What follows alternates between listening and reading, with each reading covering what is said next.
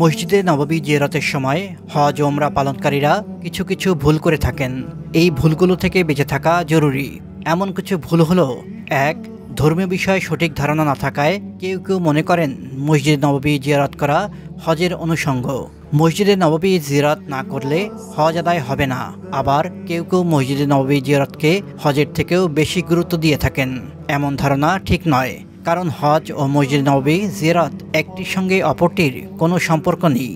মসজিদ নববী জিয়ারত ছাড়াও হজ আদায় হয়ে যাবে, তবে মসজিদ নববীতে নামাজ আদায় ও আল্লাহ রাসূল সাল্লাল্লাহু আলাইহি ওয়াসাল্লামের রওজা জিয়ারতের আলাদা ফজিলত রয়েছে। তাই হজের সফর গিয়ে নবীজির রওজা জিয়ারত করা উত্তম। এছাড়া অনেক দূর থেকে হজ করার জন্য হাজিরা সৌদি আরবে উপস্থিত হন। এতে অনেক অর্থ ব্যয় হয়। বারবার সৌদি আরবে সফর করাটা কষ্টসাধ্য। তাই হজের সফরেই মসজিদ নববীতে নামাজ আদায় ও নবীজির রওজা জিয়ারত করে থাকেন হজ ও উমরা যাত্রীরা। মনে রাখতে হবে, হজ ইসলামের গুরুত্বপূর্ণ বিধান এবং ইসলামের পঞ্চস্তম্ভের একটি। অপরদিকে মসজিদ নববীতে জিয়ারতের বিষয়টি এমন নয়। তবে আমরা নবীজি সাল্লাল্লাহু আলাইহি ওয়াসাল্লামের উম্মতের প্রতি তার অগাধ ভালোবাসা ছিল। তিনি কিয়ামতের দিন তার উম্মতের জন্য সুপারিশ করবেন আল্লাহর কাছে।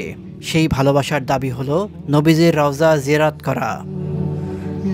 এক হাদিসে নবীজি সাল্লাল্লাহু আলাইহি ওয়াসাল্লাম বলেছেন, যে আমার রওজা জিয়ারত করলো তার জন্য আমার শাফায়াত ওয়াজিব হয়ে গেল।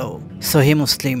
তিনি আরও বলেন, যে হজ করলো কিন্তু আমার রওজা জিয়ারত করলো না, সে আমার প্রতি জুলুম করলো। সহিহ তিরমিজি। ফকিহগণের মতে হাজির জন্য মদিনা শরীফ জিয়ারত করা সুন্নত। ২.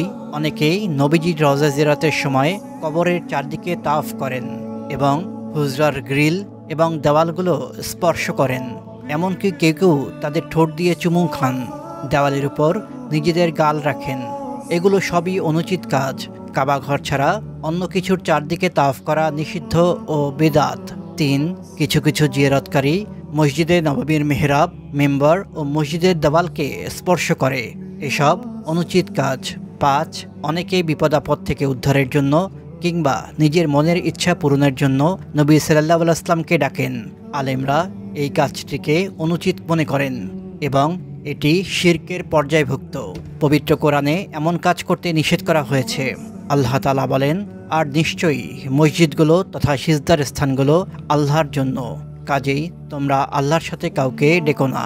সূরা জিন আয়াত 18।